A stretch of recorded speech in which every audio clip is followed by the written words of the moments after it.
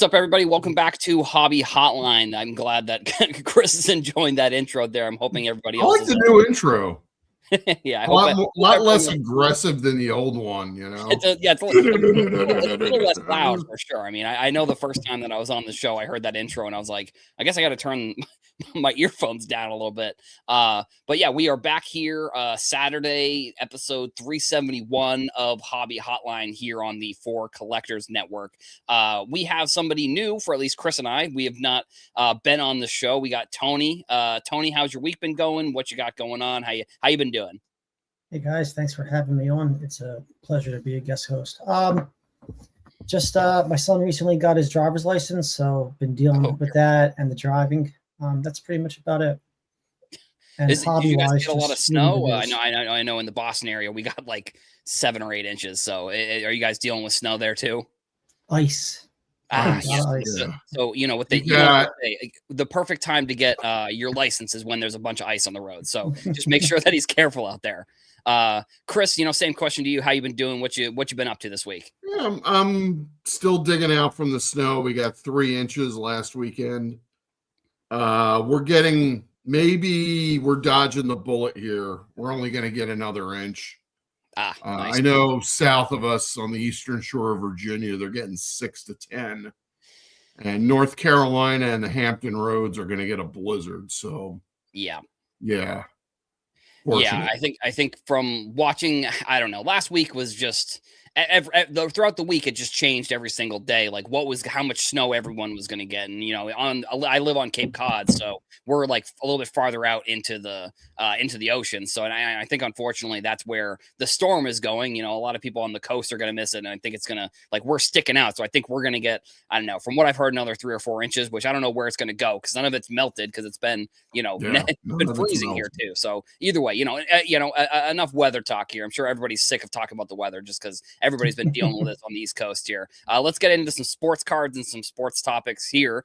We're going to start with the game that I think everyone is pretty excited for. I mean, I know that myself, at least, obviously, this is a game that I didn't, at the beginning of the season, I didn't really expect the Pats to make it this far, but luckily they did. I think I've been telling all my friends and family they're kind of in like ripping my heart out territory, making me want to care about them as much as a little bit more. I'll start with you, Chris. What are you excited for? I mean, I know you're a Philly guy, so I'm an Eagles fan, so I'm still recovering from the fact that we lost to San Francisco, and I'm not saying that if we beat San Francisco, we would have beaten the Seahawks because that team looks unstoppable right now. They look good, yeah.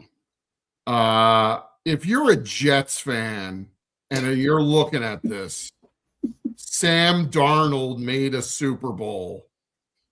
You have got to be gripping right now, pulling your hair out and questioning whether life is worth living. I mean, we all saw Sam Darnold with the Jets and how horrible he was. And, maybe some franchises are just cursed, Some just don't develop quarterbacks well. I mean, look at what happened to Baker Mayfield when he got out of Cleveland. I think this could be a similar situation, but someone needs to investigate Cleveland and what they're doing to that franchise because that is just it blows. Every year they do something so stupid that you go, who is running the show over there? But that's neither here nor there. That's not obviously Super Bowl. I mean, like I said, as a Patriots fan, seeing Drake May. Seems like he might be a little bit hurt here, but that again is to be seen. I don't think they've flown out. I think they're doing some sort of send-off ceremony at the Gillette Stadium tomorrow. I think. I'll kick it to you, Tony. Here, what are you excited for? What's on your agenda? Anything fun you got going or excited for the Super Bowl? Yeah, so just going back to Darnold, not retaining Darnold last year or this past year did get the Vikings GM fired. So I just wanted to bring that up, and I saw some comments about it. Much like Chris, I'm an Eagles fan. I bleed green. I do have ties with the Seahawks. So if you're looking back at me, I have the Seahawks. I've been a season ticket holder for the Eagles and the Seahawks since 2005.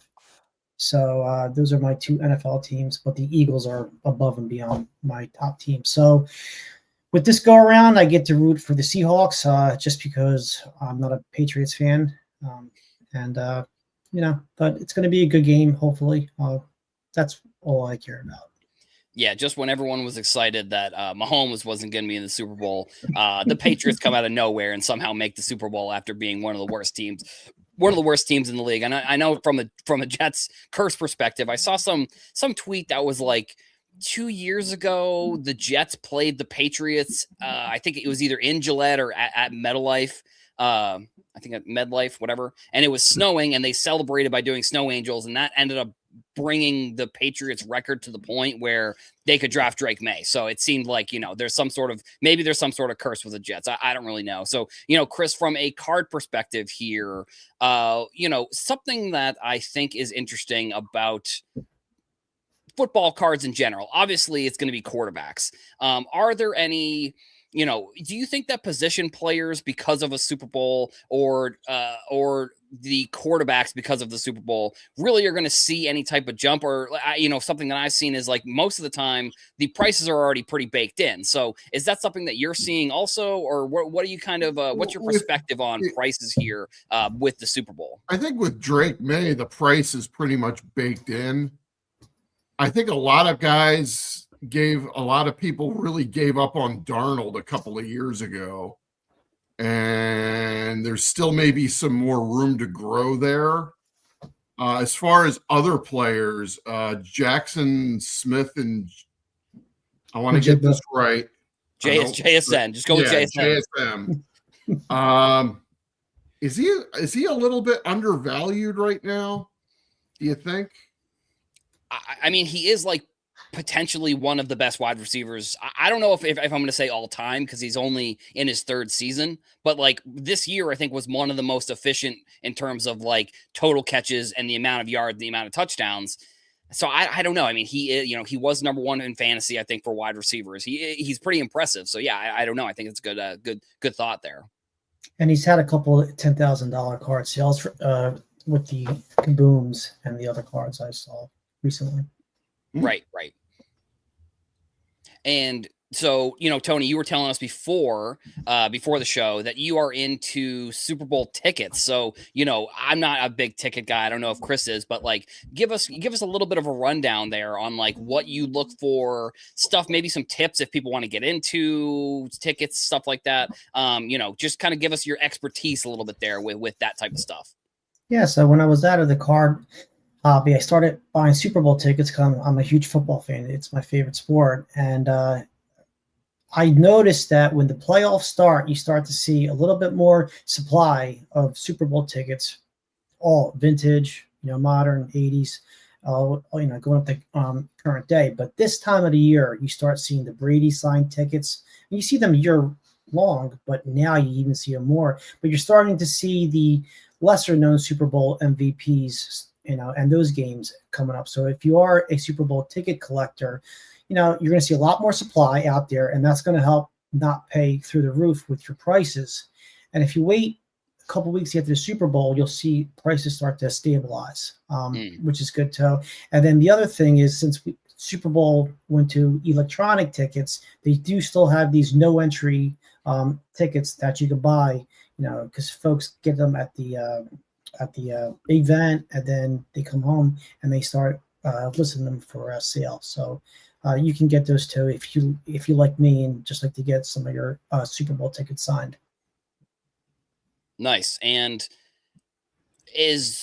does how good the game is, from a value perspective or price perspective, is there obviously closer to the field? Those are probably more expensive than the ones that are in the nosebleeds. If a game is good, maybe the Super Bowl with Atlanta and the Patriots, maybe that one might be more expensive. Is that something you notice as well? Or are they kind of roughly the same across the board wherever you're buying them in terms of where the seats are or the game as well? The seat location doesn't really matter, but there are some seats where you'll have different variations, whether the tickets are different based on the seat location or different colors, like the Jets, the Super Bowl III, which was called the World Championship game then. But that ticket has multiple different colors, and the PSA pop report does impact the price of the ticket as well as the PSA set registry. So expect to pay a little bit more for, say, the 85 Bears Super Bowl ticket win than, say, the first, the 1991 Giants win. So there are some different tiers, and Brady Super Bowl tickets are always in demand too. Gotcha. Yeah, so maybe it's like a quarterback thing. I'm sure maybe the Montana Super Bowls, probably some of the Cowboys Super Bowls, the Steelers, teams like that, I would imagine, probably, right? Yeah, the memorable moments in addition to the teams. Nice. And I'll kick it back to Chris here, just rolling it back to cards, I guess. Something that I have noticed, like I was mentioning, the price is already being baked in. Like, with Mahomes, when he plays in the Super Bowl, his cards don't really change in price that much. I think Drake May this year, his cards have gone up pretty significantly from, even the beginning of the season. Do you and then I guess this is sort of wrapping it in here with Stidham, I guess, is maybe another example I'm going to use here. But do you think that it's worth buying? And obviously this is subjective to anybody. You can spend your money on whatever you want. Do you think it's worth buying a quarterback when they're going to play in the Super Bowl, or cards of players that are playing in the Super Bowl, or are those ones that you would suggest staying away from, Chris? I would stay away from them right now because you're really buying at the peak.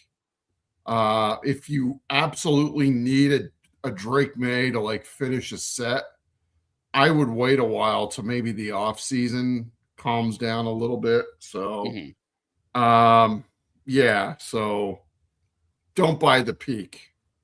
Right. I want to circle back to tickets though, because my dad was a longtime Eagles season ticket holder, and he went to Super Bowl 15 in New Orleans. Eagles lost. And then I took over one of his seats, and the year the Super Bowl was in Jacksonville, the Eagles Patriots, the TO Super Bowl, we went to that. Sorry about that. Yeah. We had to stay in Daytona. That's how bad Jacksonville was as a Super Bowl host, but never mind that. Second half was bad. Second half was brutal. What exactly would a ticket, those ticket stubs? And I realize that these are played in large stadiums with tens of thousands of seats, and there's tens of thousands of tickets for each game. So these tickets, they're scarce, but they're not that scarce, if you know what I mean. What would just a Super Bowl, like a nondescript Super Bowl, how much would a ticket go for? Bucks Raiders, that random year that they played. Something like that. A game like that, you can maybe get them for $150 a ticket, depending on whether you want the full ticket and if you also want it slab too. So I try to get my Super Bowl ticket slab because, heck, they used to sell counterfeit tickets to the game. So why buy a ticket online that's not graded? Because you can't always tell, because some of those counterfeits were really good back in the 90s and the 2000s. So maybe $150 a ticket for the lesser known Super Bowl, the less memorable games, like the 49ers when they really romped the Broncos. That's not an expensive ticket compared to Montana's first Super Bowl win, which was the 49ers, also first win. But when you get into one part of the hobby that I'm not really familiar with, is ticket collecting. That's why I'm asking. Now, when you got the fan bases like Dallas, then you had the first three Super Bowls where the teams matter, but this first three Super Bowls that have a lot of demand. So it really goes by how the game was memorable, and also who won with the fan bases. But for the most part, and I hate to say this, but the PSA set registry, their weighted average for that Super Bowl set registry does impact the price. So if you see like that Bears one, I forget the weighted average. It might be like a 1.5 or something, like maybe a 2 or something. But all the other Super Bowl tickets from the 80s and the 90s, they might be like a 1 value in that. So I would use that as like a starting point.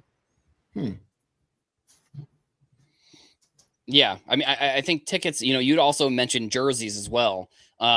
Is it like similar with jerseys where there is like maybe one price you're paying? I mean, obviously, the quarterback is going to be more than maybe an offensive lineman, but that was another thing you mentioned before the show, Tony, was you collect jerseys and Super Bowl jerseys as well. So are you like buying Eagles replica jerseys or like the actual? Oh, sorry, what were you say? Eagles jerseys only. Eagles Super Bowl jerseys only. Yeah, but gotcha. No, replicas. I don't have any game used football jerseys. I have a game used Steve Jeltz Major League Baseball jersey for the Phillies from 1989, but I don't have Super Bowl jerseys game used. But for the replica jerseys, that's another thing. I bought a Nick Foles jersey after we won the Super Bowl, and it was too big. I lost a little bit of weight, didn't fit me anymore. It was too long, and I had to wait a couple years for it to surface, a medium-sized jersey. And then guess what? Around this time, those Super Bowl jerseys, older ones, they do come on eBay and you can find your sizes. So much like the tickets, the supply just tends to go up right after Christmas onto the big game. I bought a David Akers jersey in Jacksonville that weekend that had the Super Bowl patch, a replica, of course. And I think I still have it somewhere. Yeah. My son, when we won the last Super Bowl, the Eagles, February 9th, that's my birthday. So my son got me the jersey up there, Cooper DeJean jersey with the Super Bowl logo. It was delivered after my birthday, obviously. But that's, if you can't get them at retail, then you got to wait until they come on eBay. Right. And I think the crazy they're doing this year with the patches. I don't know if you guys have seen this. Like they have like 4 different patches. Some players have like 4 patches where they have like, for some reason I don't know why they wouldn't just incorporate the captain patch in with the 250th USA anniversary patch. They've got 2 separate patches for each of those. And then they also have the Super Bowl patch. Then I think someone was saying that if either of the Patriots or Seahawks players wins the Walter Payton Man of the Year, they'll also then have a Walter Payton Man of the Year patch. So it's like, I just thought that was kind of funny. I mean, again, like I don't know why they wouldn't. Starting to look more like NASCAR jumpsuits. Yeah, right. I mean, luckily with the NFL so far, at least, they haven't put any of the sponsor patches on there. I mean, it's completely different. And I know it's a totally different sport, but with like soccer, the main logo on the jersey is a company patch or a company logo. Sponsor. Like, right. The crest or the logo of the team is actually pretty small. So I don't know if we'll get to that point. Probably with soccer specifically, I think in the MLS it's like that. So I don't know if that happens with any other sports. I can't imagine based with the advertising stuff that goes on. Maybe not, but we'll see. But yeah, it's definitely going to be an exciting Super Bowl. Chris, here's what we'll do. Maybe we'll do a prediction here. If you want to go spread, I think last time I saw it was 4.5 for the Seahawks. If you want to pick the game or the spread, what are you thinking, Chris? I got the Seahawks, and I think they're going to cover. Tony, how about you? What do you think? I think I would take the Seahawks also, but it's this is a tough game because you don't know how the Patriots are going to come out. You got defenses, but the weather's nice, so I guess with that maybe it benefits the Seahawks better.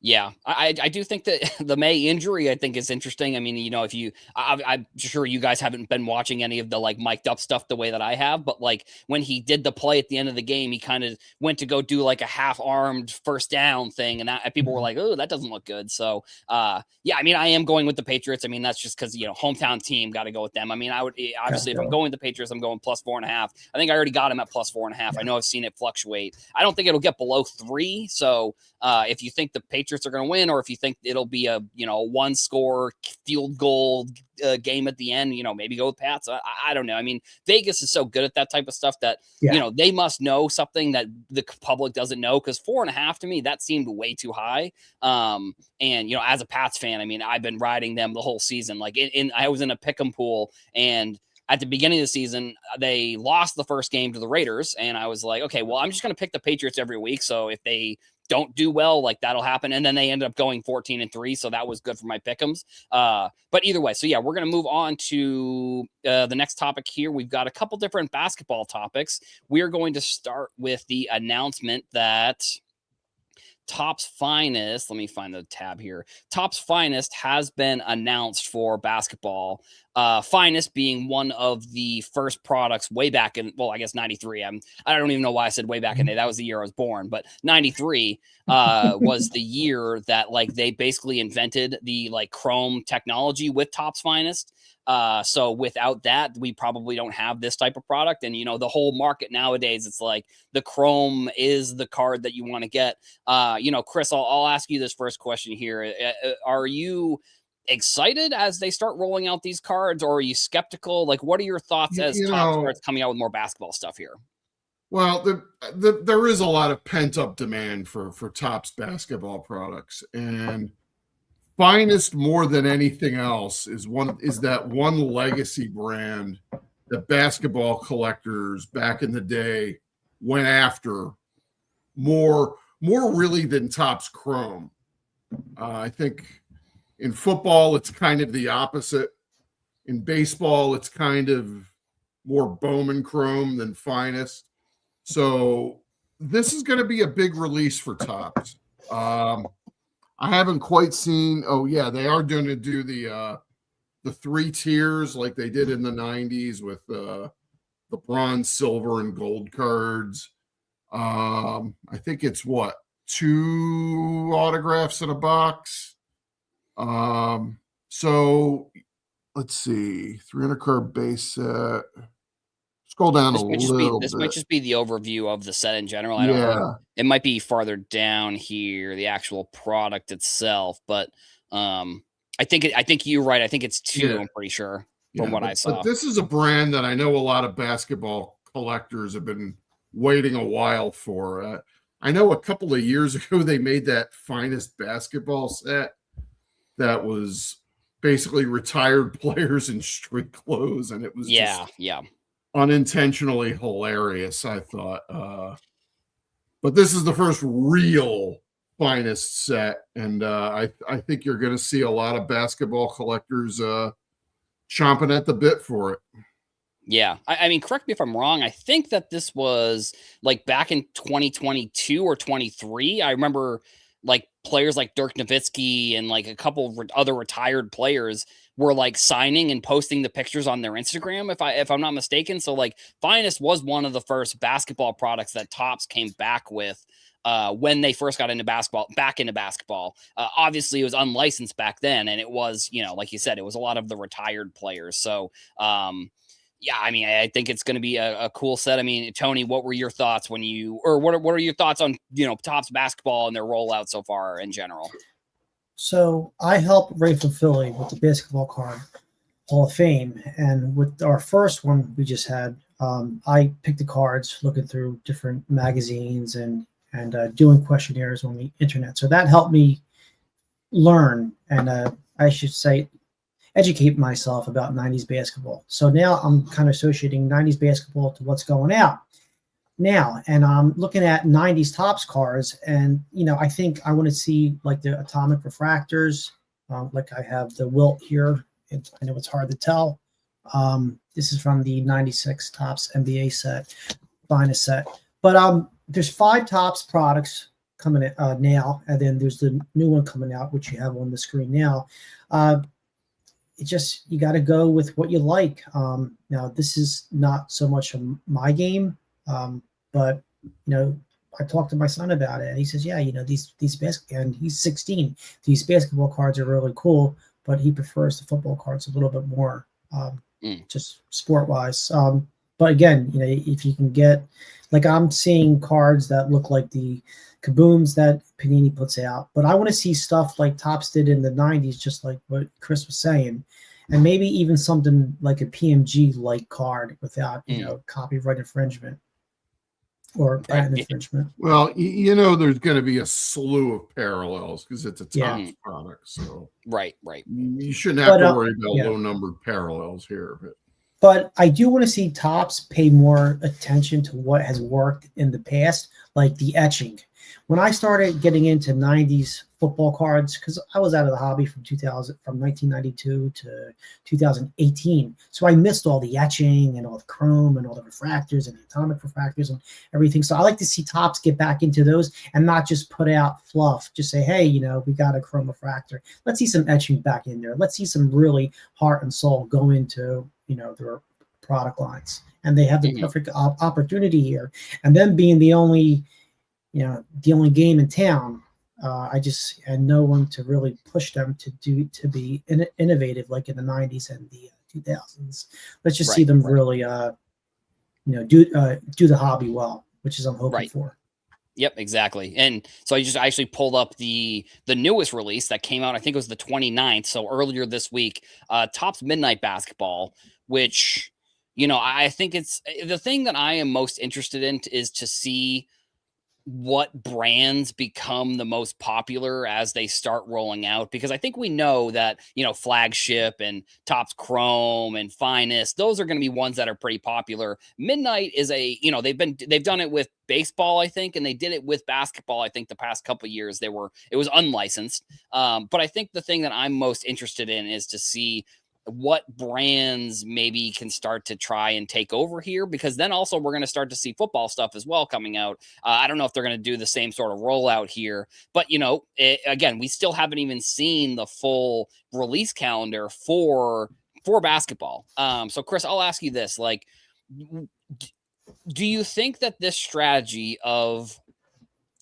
at least, and this is the first one, so the first set of releases, not like having a big thing that says here are all the releases that are coming out this year, do you think that's a good strategy, or do you think it's the rollout of they come out with a product, then they release the images for another product, and then that comes out, and then they kind of are going that way? Which strategy do you think is better here for Topps, or which one do you like the most? Because better, I'm not even sure Topps knows how many basketball products that they're gonna make this year, right?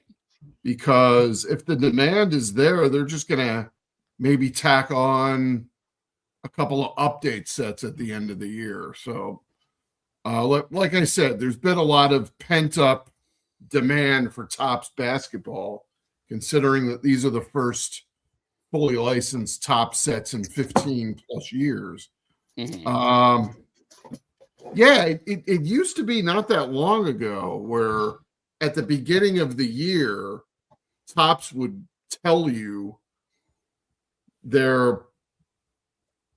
what they were going to release over the course of that year.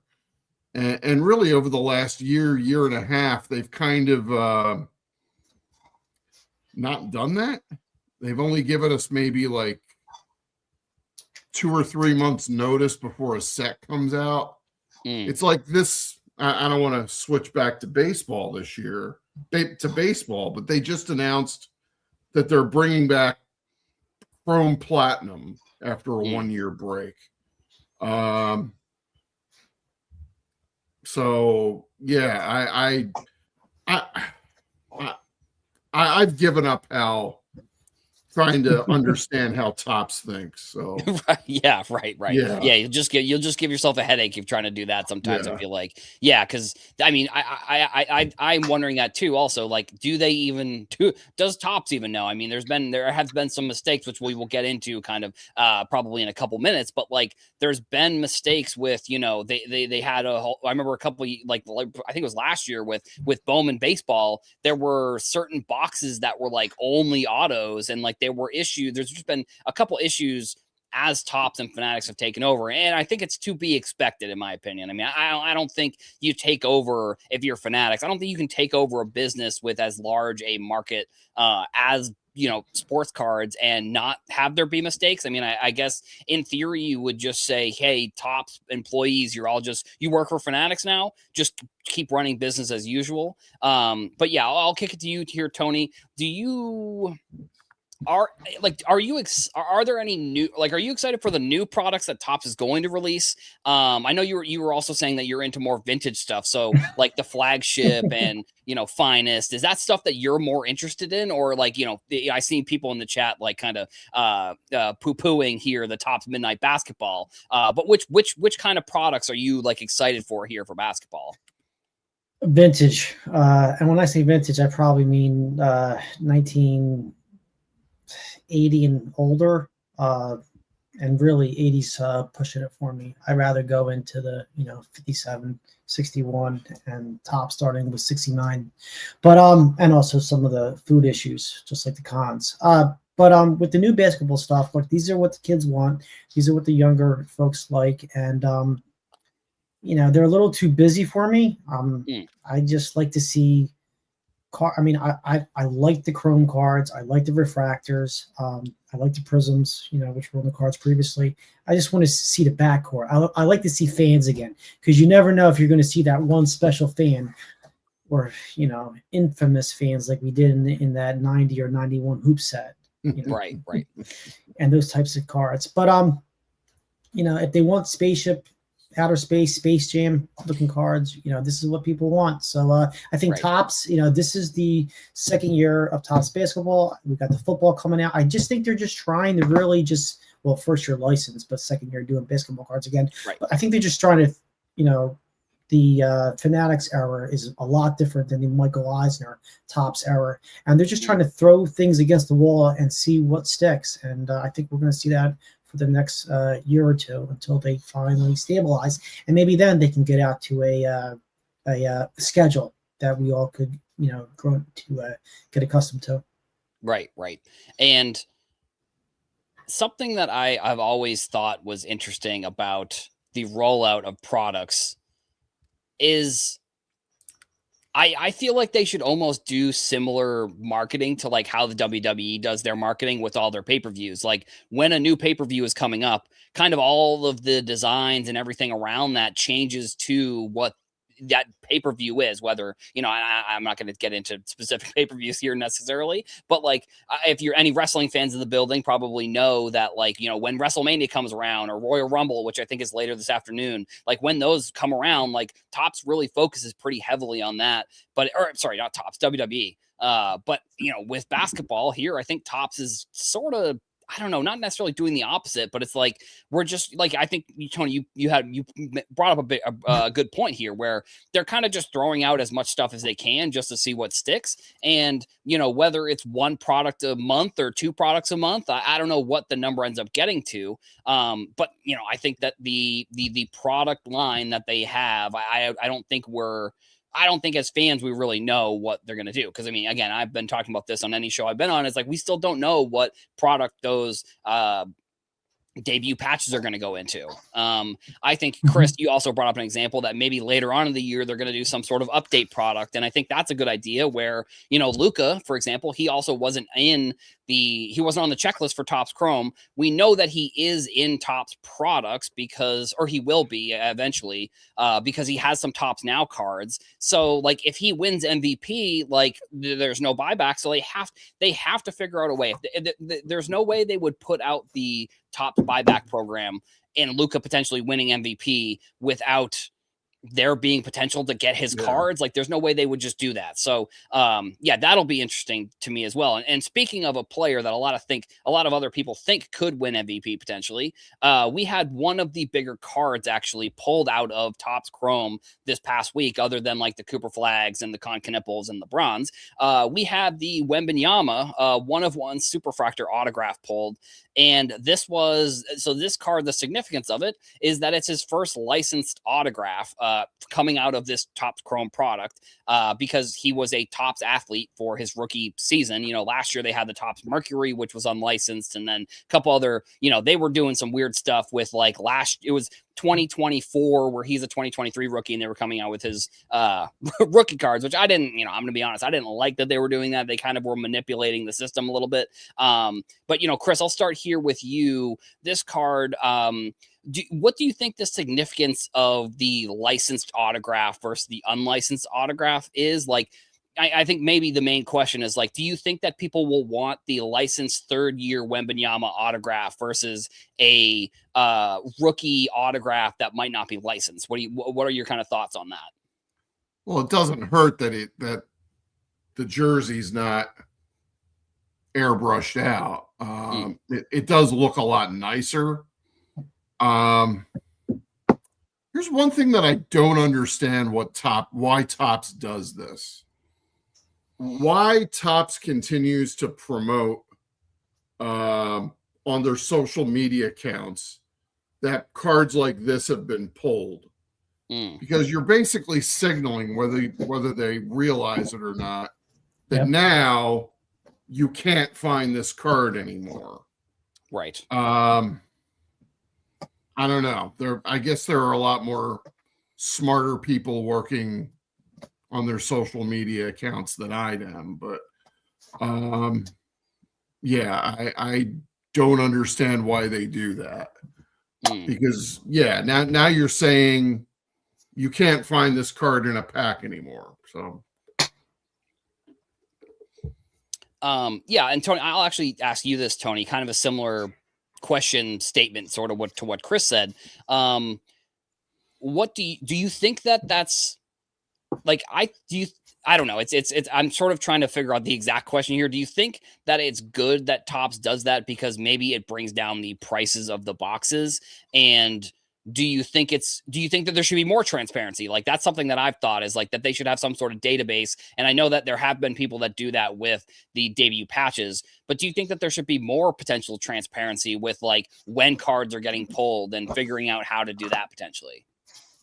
Topps, Fanatics, Topps, it's a very strategic company. I think they got smart people and they're doing cost benefit analysis on, what I think they're doing is they're saying, if we let people know that this card has been pulled, will it hurt or help us compared to not letting people know? I think they're doing all this math, and I think that, they're letting these cards get pulled, and I think they're using it as like a marketing tool to promote other products. Now, whether it's the same product or other products coming out the year, but I think they know what they're doing. I hate to say it, but in this case, I think they do.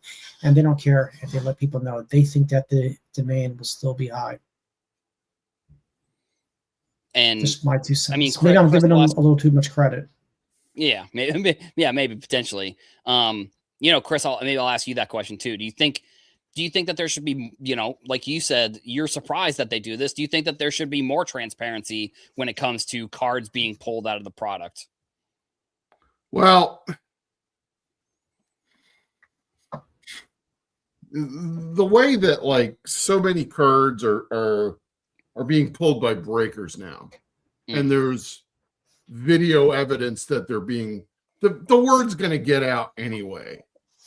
I don't understand, if you're Topps, do you really need to pile on? So. Right. And so, we're talking about Topps Chrome here. First Wembanyama autograph. There was a little bit of a controversy with Topps Chrome basketball because if you were buying any of these mega boxes, on the mega box, it said Chase exclusive blue X-Fractor parallels. Now, when I first saw this, I tend to underreact to a lot of stories that I see on social media where I don't necessarily think I don't think the reaction on social media is the actual, reaction that is warranted. But I was like, this is like potentially like very bad. Like, this could be like one of the worst things that's happened in quite some time for basketball, and it being the first year. Essentially what happened, for anybody that doesn't know, the on the mega boxes, it says Chase exclusive blue X-Fractors. And apparently there are no blue X-Fractors in the product. Now, you can even if you go to Topps' website, because I was looking up an image for this, and they have even updated the image that's on their website for these mega boxes, because essentially what happened was that there was a misprint on the boxes themselves, and it should have just said X-Fractors rather than blue X-Fractors. Tony, I'll ask you this. I'll start with you here. I don't know. Do you believe them? Like, this is something where I'm like, it makes sense to me that this is what happened. But do you think that this is them figuring out what happened after the fact, or do you think that this is like actually what happened potentially? I just 5 minutes ago, I just gave them credit for, I said that they're smart, in terms of their marketing, and I think they are. But when it comes to quality control, I think they're horrible.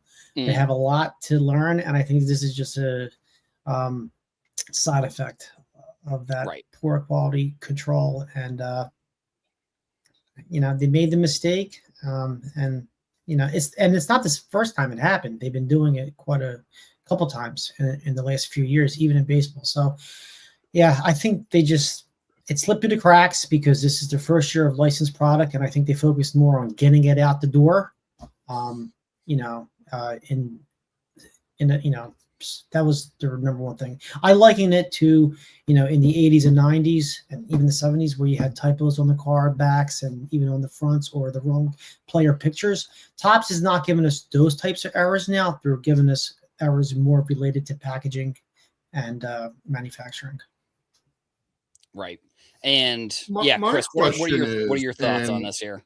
Maybe you can educate me on this product, because I'm not a basketball collector, but what's the difference between the regular X-Fractor and the blue X-Fractor?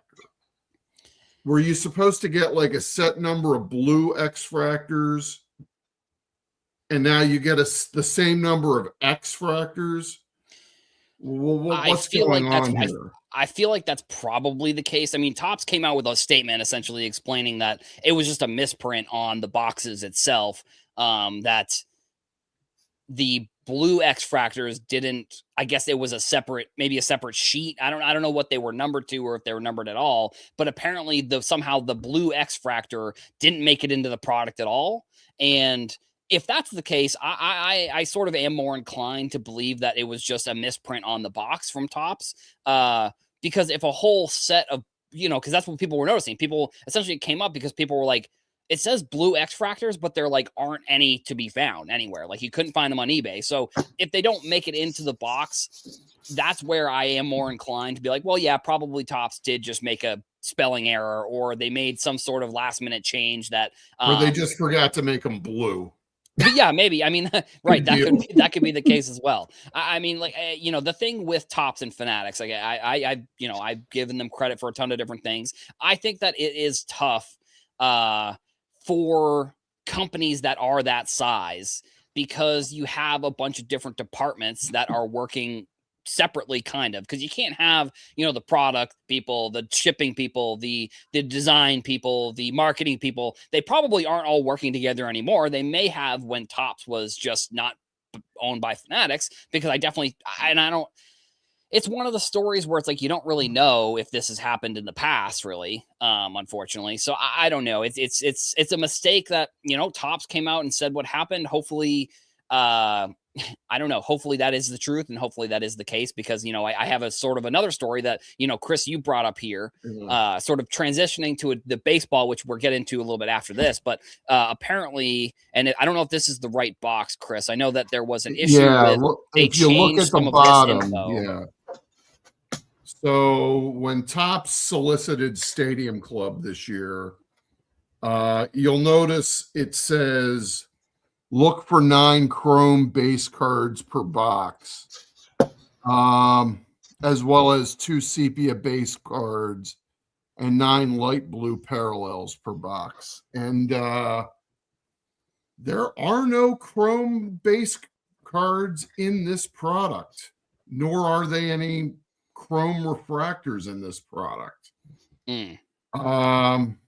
Now, I've complained a lot about there being way too many parallels in Topps products. So, does Stadium Club really even need chrome parallels or a chrome base set? To me, it just doesn't work. It just doesn't fit, I know when Stadium Club was its own, Stadium Club Chrome was its own separate brand. Did it really set the hobby on fire? Not really. When Stadium Club just had chrome parallels in it, was there really any real demand for it? Probably not really. I mean, this to me seems like they were planning on putting chrome in the product. I do believe that there are chrome autographs in this product. It's just that, you know, with all the bloat in a lot of top products nowadays,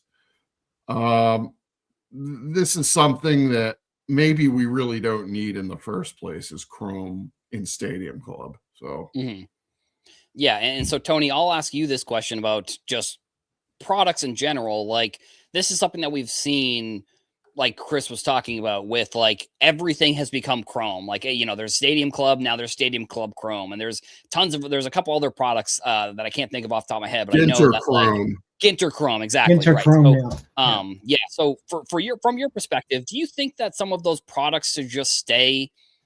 Like, do we need so much chrome? Like, that's maybe my question. Cause you know, you said being a vintage collector here, like none of the cards I'm assuming that you have would be chrome, you know, if you're going like old. So like, do you think that's something where we don't need as much chrome? There are brands that can be chrome, but there's brands that we can kind of just keep the way that they are. Yeah, I like the chrome cards, but I think that you should have some products that don't have chrome, because I mean, when you told a friend or a family member, hey, I got this in chrome, that was a big deal. Now they're making chrome like commonplace. It's just, they're taking the luster away from chrome. That's why I was saying, well, you know, now you got chrome sapphire or this. They're making new chrome as a variation. Now they have variations of chrome in addition to the different colors of chrome. It's just too much. But we can't keep up.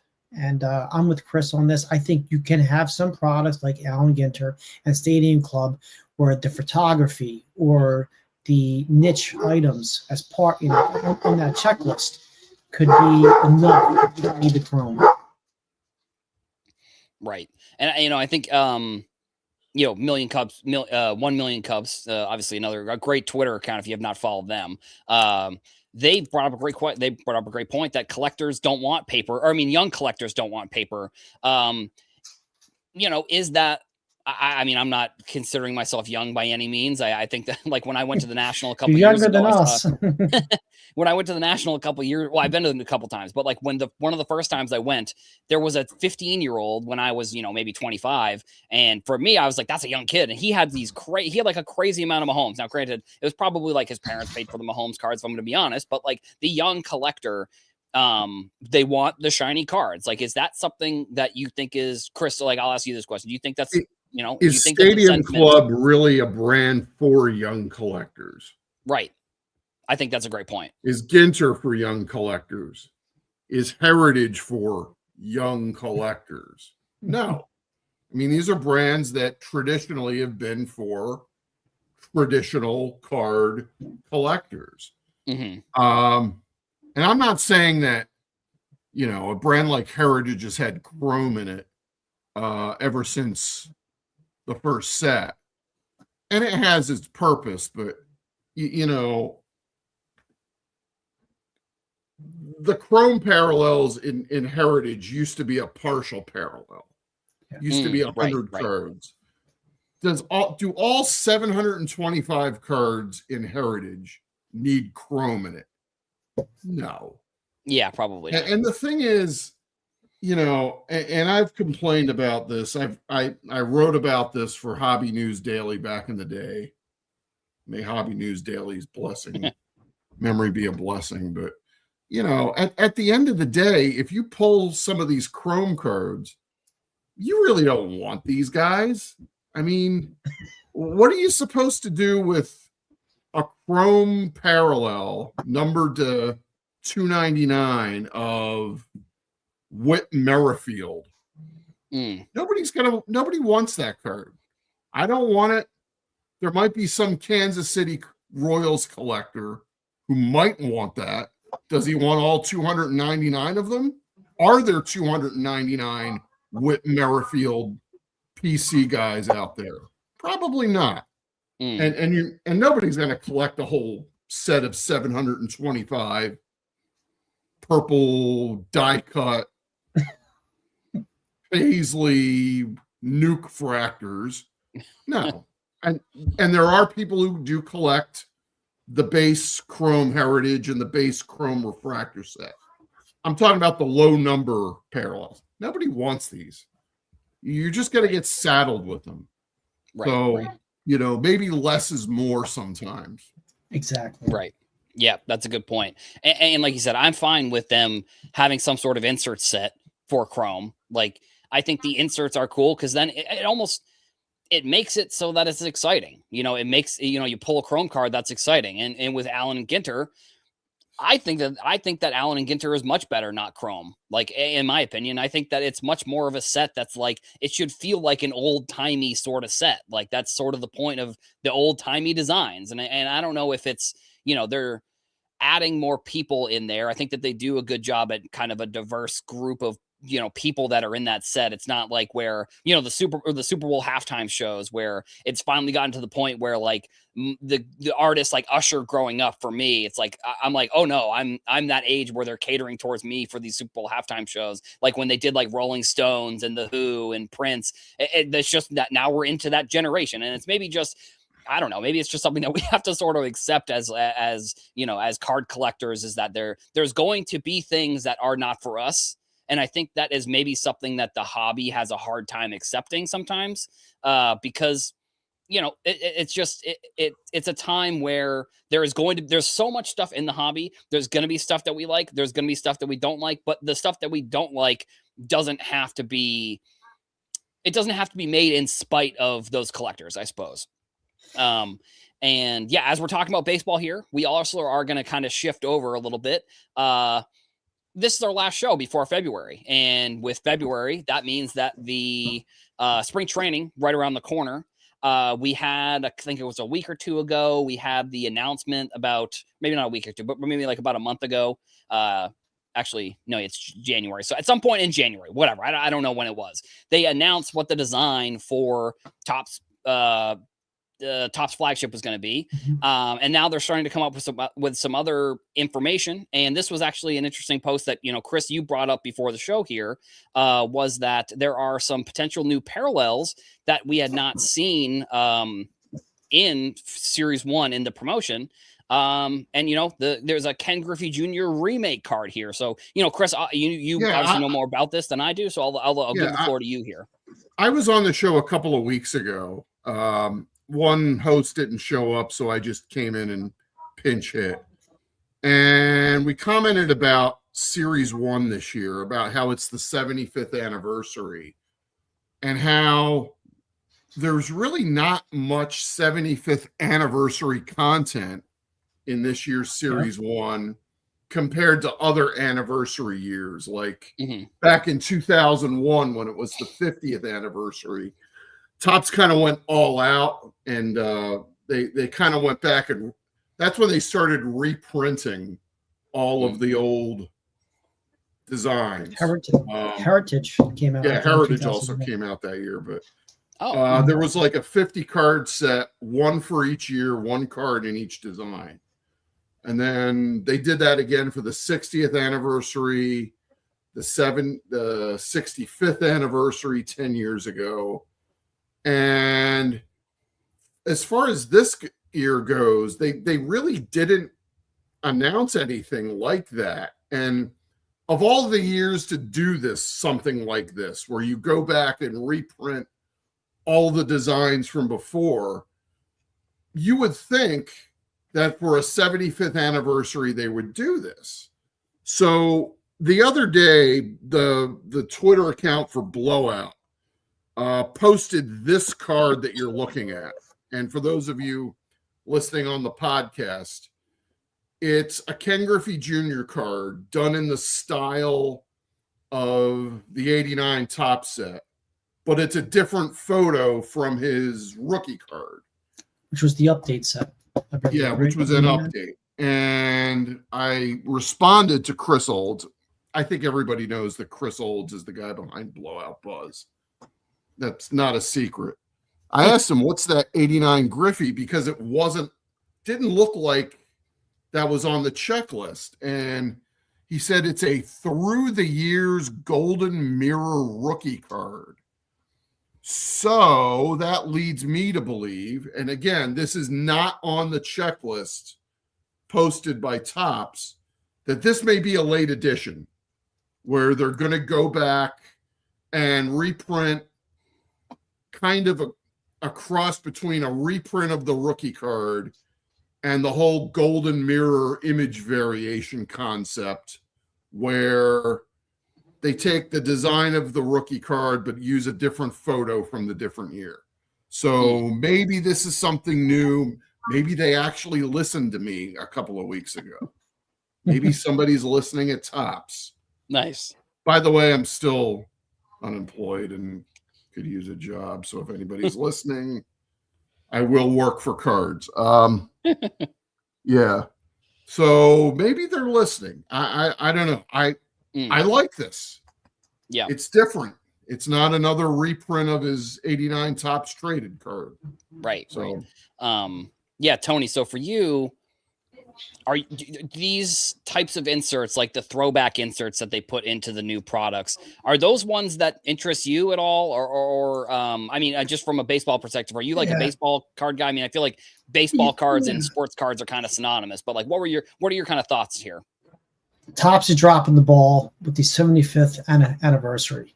This design, this wasn't even the most popular card in 1989, set-wise. Everyone wanted, they would rather have Flair and Don Russ and Upper Deck. So Upper Deck was the set back in 89. So I'm looking at this and I'm seeing Topps, of all the designs that they could have chose for Griffey, they chose this for the 75th. I don't think the Fanatics... That's the one that they made, though. Yeah, I get it.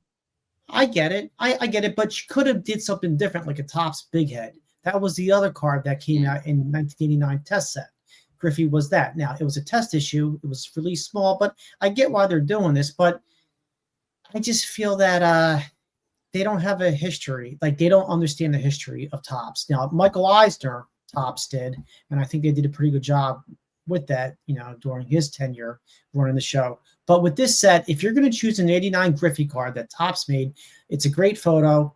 It's a great design, but just, folks our age remember that wasn't even a top 2 Griffey card then. But, I get it. They're trying their best. Does it excite me? No, because they could have put that picture on any Topps design, but, it's a very poor effort with Topps. And we saw that last year when they came out with basketball. It was unlicensed card, but they could have went back to 69 to 70 Topps basketball when that was unlicensed, and they could have did something like that. But with the 75th anniversary, Michael Rubin's Fanatics, they got a long way to go until I think, if they're paying homage to cards like they're trying to do with that Griffey. I'm not pleased. I think they could do better. I want to respond to a comment from that 70s card show. Yeah, nobody does listen to me. That's why they have minor league soccer in Chester. Yeah, they're called Union 2. And we do have a major league soccer team in Chester as well. The supporter sealed champion Philadelphia Union. Oh yeah. Oh yeah. So yeah. So series 1, February 11th, that's when I guess the date obviously has been announced because it says February 11th. I think we're kind of waiting on a date. I think the design came out and they didn't really announce a date. I think it's kind of basically been the same the past couple of years, like with their first release. And I think Stadium Club is still coming out, like you said, for last year. And then I think Archives, I think is usually the first product for Topps. So I don't know, maybe that's not out yet, but the series 1 is going to be out in a couple of weeks. Came out a couple of months ago. Well, what was Archives for this upcoming 2025. Okay, so this is 2026. Been out for a while. So maybe they did switch. Don't worry, nobody really noticed it either. So Right. So yeah, Tony, for you, I'll ask like what excites you most about the start of whether it's spring training or series 1 or the baseball season? Like what excites you the most here? Well, what excited me the most was if Topps didn't cancel the Montgomery Club. I know it has evolved over the years in a negative way, just primarily getting early access to Topps products that I never would have bought in the first place. But they did have the set with, with a special coating on it, which was really cool. But for Topps Baseball Series 1, my son, he's not interested in this. He'll wait for the Chrome.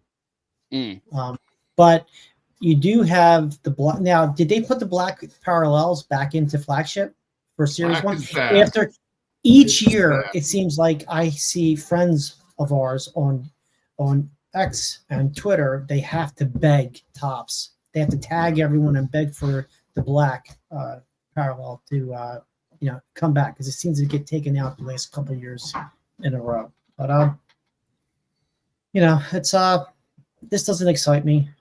I'll wait until Chrome comes out if my son wants to get a box or two.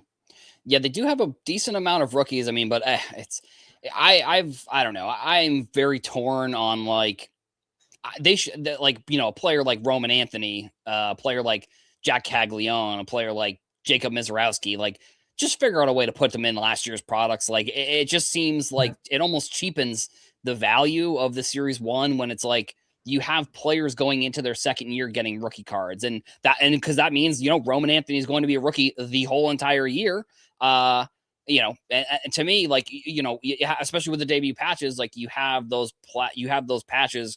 You can't get the Roman Anthony until whatever it's October or November of the year after he was a rookie. So I'm not a huge fan of that. I mean, Chris, for you, like you've seen this happen. This is the 20th anniversary of the establishment of that rookie card icon on the card. And I distinctly remember when they started this program that only players that play in a game could appear in a base set now. And then if they play in a game, and obviously if they make their debut like toward the end of the season, they would be carried over to the following season. Right. But if you play a game and you make your major league debut in like May or June, you would have your major league rookie card issued that year. And over the last 5, 6, 7 years, we've seen a number of 6, 7. I didn't mean to do that. Sorry. Actually, I'm an adult. I'm an adult. Yeah. But we've seen a number of high-profile rookies, usually the kind of players that, start the season in the minors and for service time manipulation purposes come up around May or June. Yeah. Like you go back to like Wander Franco. Remember him? Yeah. Before that, there was like Jordan Alvarez, Ellie De La Cruz, guys that made their debut in the middle of the season. Yeah. But not have their rookie cards that season. They were put off until the following year. I never understood that. You're basically sacrificing update. I mean, that's kind of like the whole purpose of the update set is to document all the in-season rookies. And for what? Just so you can have a whole year full of rookies for these guys. And, this isn't a particularly strong rookie card class, is it? I mean, Mizorowski made the All-Star game, but after that, it will depend on like if Jack Caglione can play a little bit better, it will probably be good. I mean, Roman Anthony was like before he got hurt at the end of the season was like one of the stars of the Red Sox. But yeah, I guess it's I don't know, or maybe just like switch the release schedule. I don't know how they do it here, but I don't like that. For example, you said Ellie De La Cruz. Ellie De La Cruz made his debut, and then the day before was when they cut off the rookies. It's like someone either they know, or they're just like, okay, if we know a good player's coming up, we got to do the date. Or I don't think that Topps is necessarily working with these MLB teams, but there's got to be some sort of weird thing that's going on where, and it happened this year with, I think it might have been Caglione as well this year, where he made his debut and the day before was the last, rookie that got his rookie that year. And I guess I understand wanting the full year's worth of players to get their rookie cards. But like you said, that's the whole point of update. It's like, what's the point of having Series 2 and Topps update if half of the players in Series 2 aren't even getting their rookie card? Like at this point, it feels like Series 2 is almost, it's becoming a little bit more irrelevant. Like they're getting players who are making their debuts that weren't on the opening day rosters. But I don't know. It's a little frustrating to me, if I'm going to be honest. Mm-hmm. It's like, I don't want to bring in my inner Walter Sobchak here, but there are rules, damn it. They told us Right. September 1st was the cutoff 20 years ago. Right. And then they keep changing it like Calvin Ball. So Right, exactly. We are actually here at the top of the hour, and I want to, thank everybody in the comments. Thank you everybody for watching at home. Shout out to everybody leaving comments. I try to get a little more comments on the screen this time. I think I'm actually back next week. So we'll kind of do, Super Bowl talk will be similar next week because the game will be the next day. But hopefully we'll have some more news coming up. We won't be doing a spring training preview when spring training starts in 3 weeks. But either way, I'll be here next week. We'll go back around the horn here. Chris, anything you want to promote? Anything you got coming up? I don't know when I'm on next because I'm not on in February. Okay. Anyway, follow me on Stalgum and on what used to be called Twitter. Baseball Cardpedia for all your reference needs. I will work for cards. I'll say that. Nice. And then, keep on rocking in the free world, folks. That's right. Tony, same question to you. What you got? Anything you got coming up? Anything you want to promote here as we're kind of wrapping up the show? Yeah, nothing coming up, nothing to promote. If folks want to follow me on Instagram, TJ is online, and YouTube, I'll eventually get to making another video within the next year. Nice. Like I said, make sure to come back here next week to For Collectors, episode 372. I'll be here as well. If you enjoyed the show, if you didn't, sorry, but I'll be here next week for all the people that enjoyed the show this week. Thank you all for watching and listening. Thank you all the comments. Like I said, make sure to come back here For Collectors next week, every Saturday at 11 a.m. Eastern. We've got Hobby Hotline. Thank you all for watching, and we will see you all in the next one.